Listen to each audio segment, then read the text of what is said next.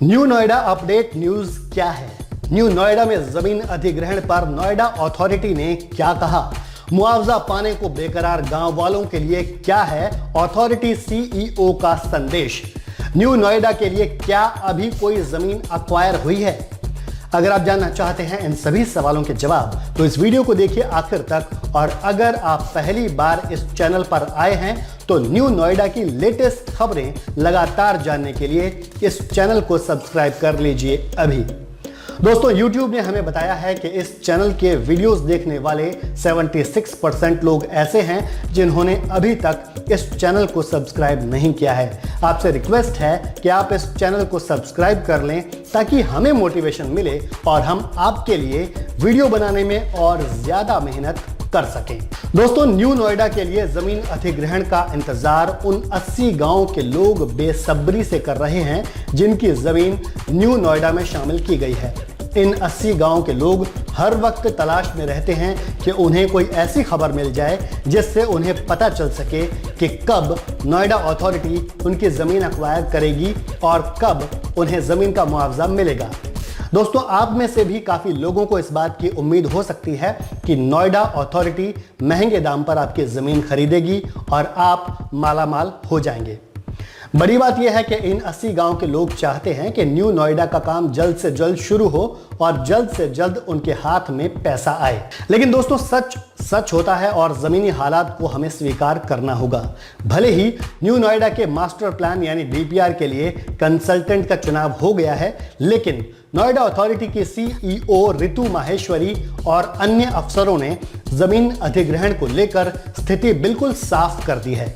Media reports में Noida authority की CEO यानी chief executive officer Ritu Maheshwari के हवाले से कहा गया है कि अथॉरिटी ने केवल मास्टर प्लान बनाने के लिए दिल्ली की कंपनी एसपीए का सिलेक्शन किया है। इसके अलावा कुछ भी तय नहीं किया गया है और ना ही कुछ तैयार किया गया है। सीईओ के मुताबिक एजेंसी 10 महीने में जो मास्टर प्लान तैयार करेगी वो एक मिक्स मॉडल पर आधारित हो सकता है।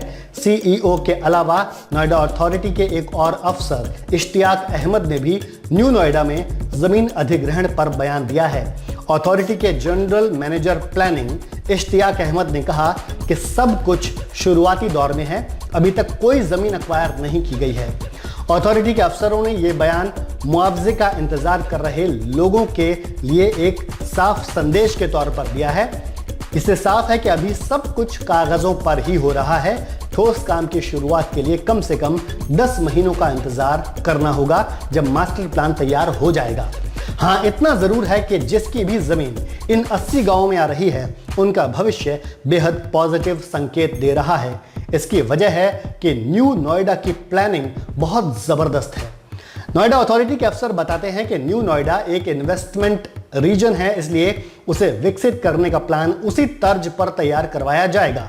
न्यू नोएडा का एरिया बड़ा होने की वजह से नोएडा अथॉरिटी ने पीपीपी यानी पब्लिक प्राइवेट पार्टनरशिप मॉडल का रास्ता भी खुला रखा है। यहां का तेजी से विकास कराने के लिए पीपीपी मॉडल अपनाया जा सकता है। इसमें इंडस्ट्रियल टाउनशिप डेवलपमेंट के लिए निजी कंपनियों को भी आमंत्रित किया जा सकेगा। अफसरों ने बताया कि यमुना अथॉरिटी एरिया में जेवर एयरपोर्ट आने के बाद यहां पर निवेश की मांग काफी बढ़ गई थी। अडानी जैसे बड़े बड़े ग्रुप भी यहां पर जमीन लेने की इच्छा जता रहे थे। निवेशकों की मांग को देखते हुए ही न्यू नोएडा नाम का यह शहर बसाने का फैसला लिया गया था।